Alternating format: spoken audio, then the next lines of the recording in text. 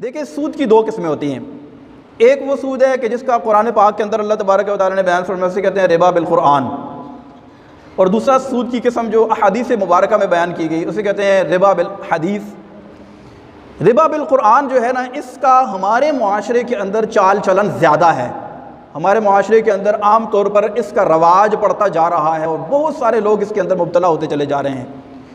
Riba bill Quran और Riba bill हदीस जो है वो थोड़ा सा टिपिकल भी है, लेकिन इंशाल्लाह मैं वो भी आपके सामने बयान करने की कोशिश करूँगा। सबसे पहले रिबा बिल कुरान की तफसील सुन लें कि ये क्या होता है।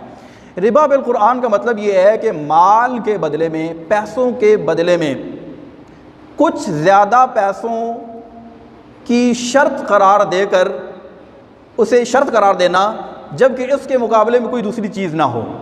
जैसे मिसाल के तौर पर आपने किसी को 1 लाख रुपए कर्ज़ दिया, बड़ी सिंपल सी बात है। 1 लाख रुपए आपने किसी को कर्ज़ दिया और कर्ज़ देते हुए ये बात शर्त कर ली कि जब तुम मुझे वापस करोगे तो 1,10,000 वापस करोगे।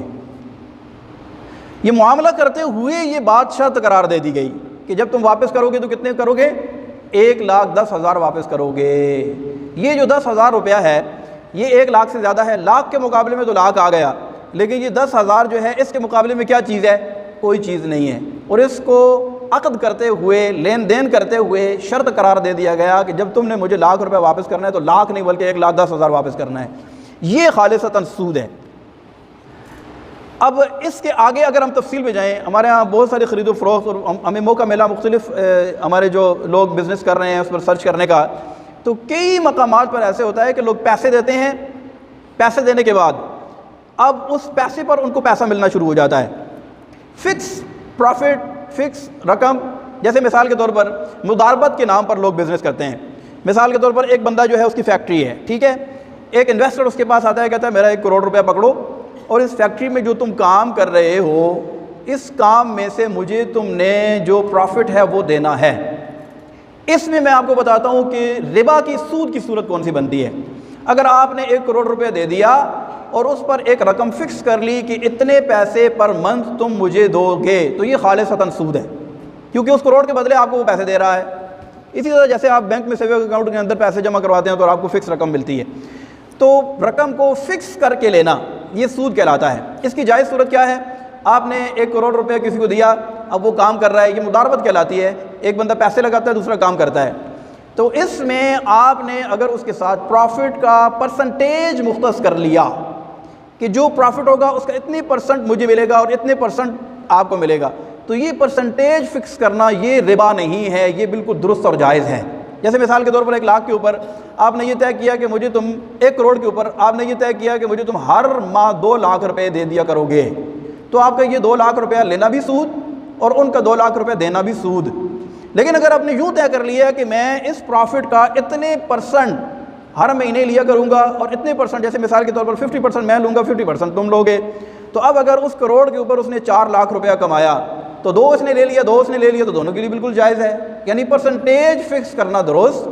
अब ये 2 फिक्स नहीं होगा, कभी इसको 2.10 मिलेगा, कभी 2.5 मिलेगा, कभी 1.5 मिलेगा, क्योंकि परसेंटेज फ़िक्स की गई मुनाफे के ऊपर, रकम फ़िक्स नहीं की गई।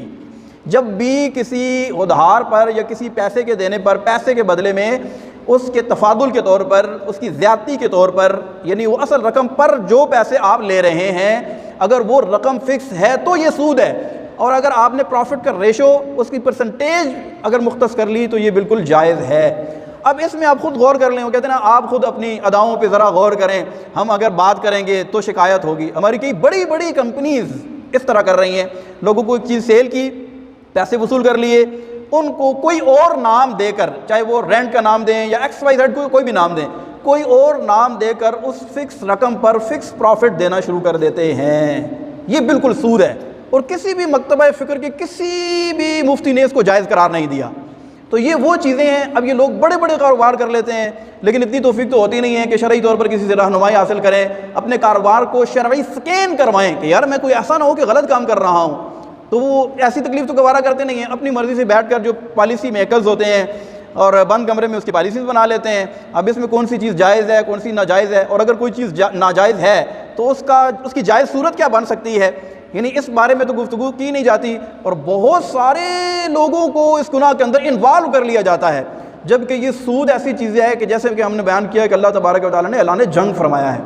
इसमें मुआशी तौर पर इतना बिगाड़, इतनी बेबरकती पैदा होती है। हमारे यहाँ इस वक्त जो माली अदम तवाज़ुन हम देखने में आता है, इसमें एक बहुत बड़ी वजह सूद की भी है। दूसरा जो सूद की किस्म है रिबा बिल हदीस, वो सूरत आम तौर पर हमारे माशरे में कम आती है। नबी पाक सल्लल्लाहु अलैहि वसल्लम ने 6 चीज़ें बयान की हैं। फरमाया सोना, चांदी, नमक, गेहूँ यानी गंदम का आटा, खजूर और जौ। फरमाया ये चीज़ें ऐसी हैं कि अगर इनका तबादला इन्हीं के साथ किया जाएगा तो नगद जायज़ है, तफादुल जायज़ नहीं है, कभी बेशी जायज़ नहीं है। अब इसमें उलमाए कराम ने आगे उसूल वज़ा किए हैं कि जब किसी चीज़ की जिन्स और कदर एक हो, जैसे कदर से मुराद ये है कि कोई चीज़ तोल कर बेची जाती है या नाप कर बेची जाती है या माप कर बेची जाती है, तो अगर ये कदर इसकी एक है और जिन्स मुख्तलिफ है तो इस सूरत में उसके अहकाम और हैं। इसी तरह अगर उसकी जिन्स भी एक है, कदर भी एक है, तो उसके अहकाम और हैं। लेकिन चीज़ को चीज़ के साथ, जैसे चावल के साथ आप दाल को बेचें, दाल के साथ आप आटे को बेचें, गंदम के दानों को बेचें, ये सूरत हमारे यहाँ फ़िलहाल कम होती है।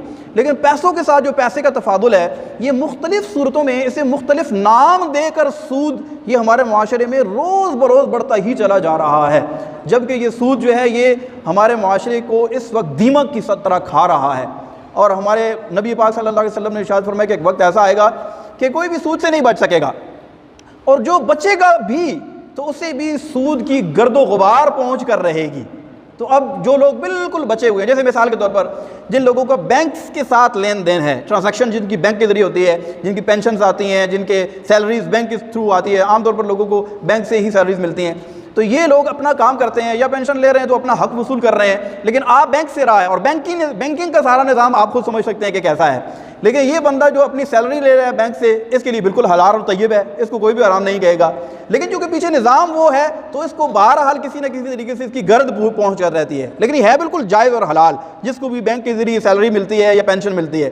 तो ये खुलासा कलाम ये है कि इस वक्त इतना ज़्यादा सूद के अंदर हम लोग जकड़े हुए हैं कि जो लोग बिल्कुल इससे बचकर भी ज़िंदगी गुजार रहे हैं तो उनको भी इसका गर्दो गुबार ज़रूर पहुँच रहा है। अल्लाह तबारक व तआला से दुआ है कि खालिक कायनात हमारे हाल ज़ार पर रहम फरमाए, और कम अज़ कम ये जो सूद की एक कॉमन सूरत है, एक कंडीशन जो आप खुद समझ सकते हैं, किसी भी जगह पैसा इन्वेस्ट करें, किसी को पैसा दें या किसी से लें, तो लेते और देते वक्त इस चीज़ को शर्त करार दे देना, ये एग्रीमेंट कर लेना कि इस पर इतने इतने पैसे मिलेंगे, जबकि ये जो प्रॉफिट मिल रहा है इसके मुकाबले में कोई चीज़ हमारे से वजूद में अभी नहीं आई है। तो ये सूद है। अल्लाह तबारक व तआला हमें सूद से बचने की तौफीक अता फरमाए। आमीन बिजा।